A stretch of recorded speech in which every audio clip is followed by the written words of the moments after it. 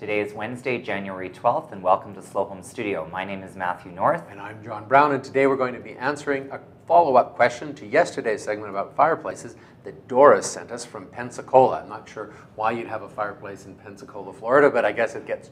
I was in Florida over Christmas, and it was cold. It was 0 degrees, so I think you do need one in Florida. That's mine is 18 like it is here today. Anyways, so this is the question that Doris asked. I love the way you integrated the fireplace and television together in yesterday's discussion about fireplaces. Thank you very much. I want to try something like this in my own house. Can you give me some suggestions? Well, yes, we can.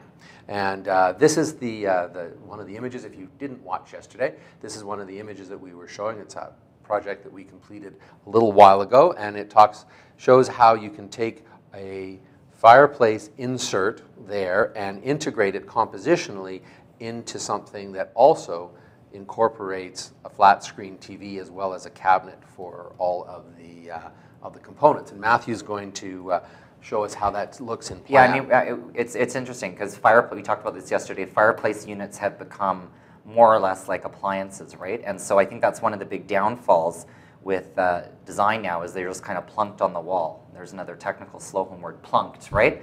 So what we had here is we've got this corner window condition, which we wanted the window to be integrated into the overall composition. And we put the fireplace unit here. Now the fireplace unit has a depth of about just a little bit under 24 inches. So we actually built the wall out 24 inches to make it integrate into that wall, and we tiled it with this dark slate.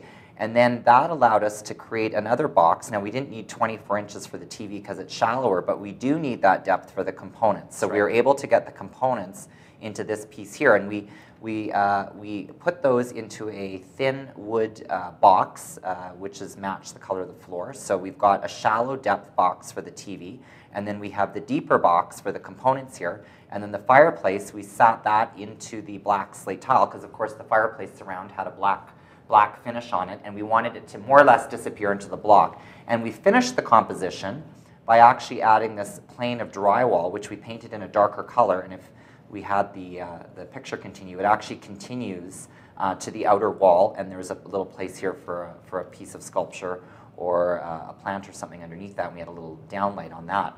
So that's how we integrated the whole thing. So there's basically 4 components. There's the window, there's the fireplace unit itself, there's the TV and the components, and then there's that drywall volume. Right, and the thing to remember is that you want to try to get the fireplace and the TV, if at all possible, lined up. A lot of times people just put the television above the fireplace like a painting, and then you're sitting there looking up at the sports or whatever it is you happen to be watching on TV, and your neck is craned like you're in the first seat of a movie theater. So you want to try to bring them down, line them up as much as possible. That's a kind of difficult thing to do when you're in some levels, and that's one of the reasons why we then built that wood box, because we knew we could match the wood box to the size of the fireplace, and then you could put the television within that, and somebody can come and change the television in and out, and it won't really wreck the composition. Yeah, it's an interesting dilemma in the modern era, because in the modern era, like traditionally the fireplace is the focus of your room, right? And then TVs came along, and then flat screen TVs came along, and they got bigger, right?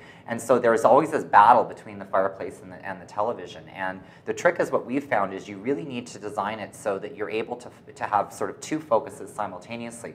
And what we did in this case is we made the fireplace recessive. We made it disappear into that block of slate.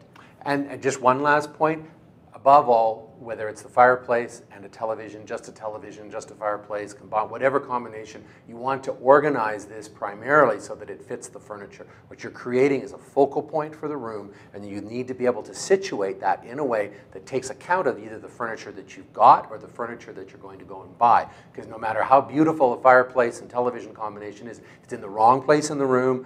God forbid if it's in a corner, or if it's some other way organized so that you can't actually situate your furniture in a meaningful way, then it's really kind of a waste. So Doris, I hope that helped, and tomorrow we'll be back with another design tip. See you tomorrow. Bye.